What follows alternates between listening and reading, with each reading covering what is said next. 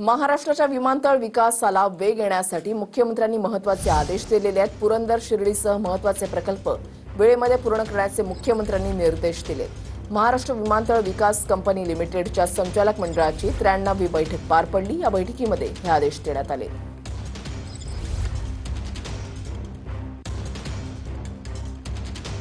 महाराष्ट्र विमानतळ विकास कंपनीने पुरंदर विमानतळाचा विकास निश्चित वेळेमध्ये पूर्ण करण्याचे आदेश।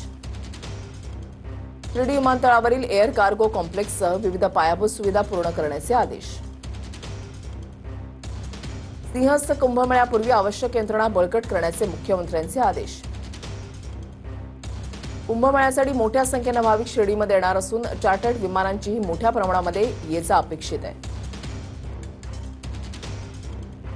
एमएडीसी मार्फत नांदेड, नाशिक, जळगाव, कोल्हापूर, सिंधुदुर्ग, गोंदिया, अमरावती या 7 विमानतळांचा विकास सुरू। रत्नागिरी विमानतळाचं काम अंतिम टप्प्यात। सध्या 9 विमानसेवा उपलब्ध असून चंदीगड आणि अमृतसरमधून नांदेडसाठी थेट विमानसेवा सुरू करण्यासाठी प्रयत्न करणार।